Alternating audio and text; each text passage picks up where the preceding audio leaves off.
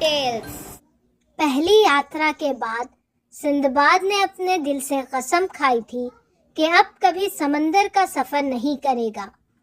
اس سفر کی یادیں، طوفانوں کی گرج، لہروں کا شور، موت کے قریب کے پل، سب اس کے ذہن میں گہری چھاپ چھوڑ گئے تھے۔ وہ بس اپنے شہر میں اپنے گھر کی سکون بھری زندگی جینا چاہتا تھا، لیکن سمندر کا بھی ایک عجیب جادو تھا۔ ہر دن جب ہوا اپنے ساتھ نمکین خوشبو لاتی، سندباد کا دل بے چین ہو اٹھتا۔ اس کے کان جیسے لہروں کی پکار سنتے۔ وہ چاہتا تھا کہ اپنے دل کو سمجھا لے، لیکن ایک دن اس کا صبر ٹوٹ گیا۔ اس نے ایک نئے سفر کی تیاری کی، بازار سے بہترین کپڑے، ضروری سامان اور اپہار خریدے، اور ایک بڑے ویاپارک جہاز میں اپنی جگہ لے لی۔ سفر کے شروعاتی دن شانت تھے۔ دن میں سورج سمندر کے نیلے پانی پر سونا بکھیر دیتا تو رات کو تاروں کا جادو چھایا رہتا۔ جہاز کے لوگ کہانیاں سناتے، ہنستے اور اپنے منزل کے سپنے سجاتے، مگر سمندر کبھی ایک جیسا نہیں رہتا۔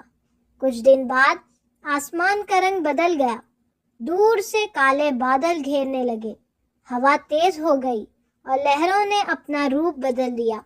پہلے ہلکا جھولنا، پھر اتنا زور کا جھٹکا کہ جہاز کا ہر حصہ کراہ اٹھتا۔ رات تک طوفان اپنے شکھر پر تھا۔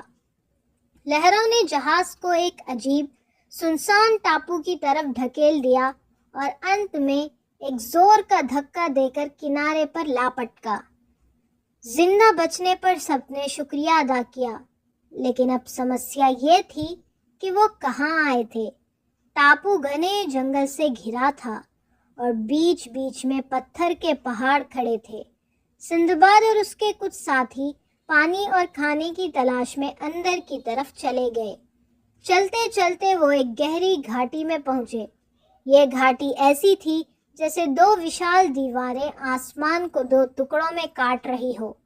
پتھر اتنے اونچے تھے کہ ان کے پار دیکھنا ناممکن لگتا تھا، اور زمین پر بکھرے ہوئے تھے چمکتے پتھر، ہیرے، جو سورج کی روشنی میں آگ کی طرح جگمگ کر رہے تھے۔ لیکن اس خوبصورتی کے پیچھے موت چھپی تھی۔ کہیں دور سے ایک تیز ہس کی آواز آئی جو دھیرے دھیرے قریب آنے لگی۔ پتھروں کے بیچ سے ایک وشال کالا سانپ سامنے آیا۔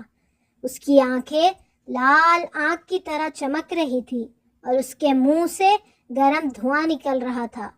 اس کا بدن اتنا لمبا تھا کہ وہ پوری گھاٹی کو گھیر سکتا تھا۔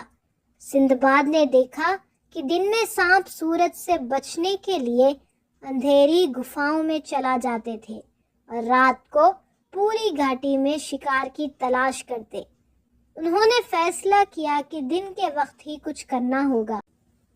وہ ایک پرانی ویاپارک چال کا سہارا لیتے ہیں۔ بڑے گوشت کے ٹکڑے لے کر ان میں ہیرے چپکائے جاتے، پھر انہیں گھاٹی کے اوپر کی طرف پھینکا جاتا۔ وہاں بڑے پرندے آ کر گوشت اٹھاتے، اپنے گھونسلوں میں لے جاتے اور کچھ ہیرے نیچے گر جاتے۔ اس طرح سندباد نے دھیرے دھیرے کافی ہیرے اکٹھے کر لیے۔ کچھ دن بعد ایک ویاپاری کا جہاز ٹاپو کے کنارے پر آیا۔ انہوں نے سندباد کو دیکھا، اس کی کہانی سنی اور اس سے اپنے ساتھ لے لیا۔